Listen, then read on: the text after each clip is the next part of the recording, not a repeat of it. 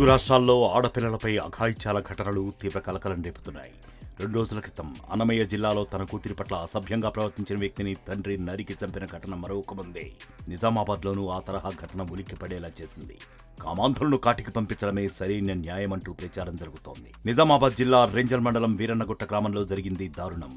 గ్రామంలో ఓ బాలికపై జరిగిన అత్యాచారం, ఆ తరువాత గ్రామస్తులు నిందితుణ్ణి కొట్టి చంపడం కారణంగా అక్కడ ఉద్రిక్త పరిస్థితులు నెలకొన్నాయి. ఈ ఘటనతో గ్రామంలో భద్రతా పరిస్థితులు దిగజారడంతో పోలీసులు పికెట్ను ఏర్పాటు చేశారు. 17 ఏళ్ల బాలిక సరుకుల కోసం కిరాణా దుకాణానికి వెళ్ళింది. అక్కడ దుకాణం నిర్వాహకుడు వయస్సులో వృద్ధుడైన రెడ్యానాయక్ ఆమెపై అత్యాచారం చేసినట్లు ఆరోపణలు వచ్చాయి. ఈ ఘటన బాలిక కుటుంబ సభ్యులకు తెలిసాక గ్రామంలో ఈ విషయం పట్ల తీవ్ర ఆగ్రహం వ్యక్తమైంది. గ్రామస్తులందరూ ఒకటై రెడ్యానాయక్పై దాడి చేయడంతో అతడు అక్కడికక్కడే తీవ్ర గాయాల పాలయ్యాడు. నిందితుడిపై దాడి జరిగిన అనంతరం అతన్ని ఆసుపత్రికి తరలించే ప్రయత్నం చేసినప్పటికీ బలమైన గాయాల కారణంగా రెడ్యానాయక్ మరణించినట్లు వైద్యులు తెలిపారు.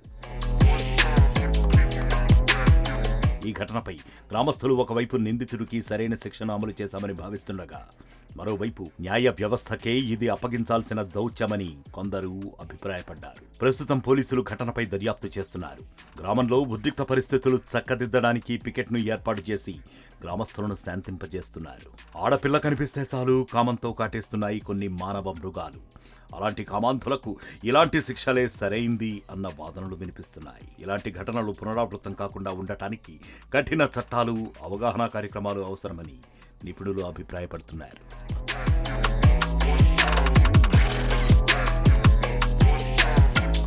మరిన్ని వీడియోస్ కోసం ఛానల్ ని సబ్స్క్రైబ్ చేయండి. లేటెస్ట్ అప్డేట్స్ కోసం వాట్సాప్ ఛానల్ ని ఫాలో అవ్వండి. ఆ లింక్ డిస్క్రిప్షన్ లో ఉంది.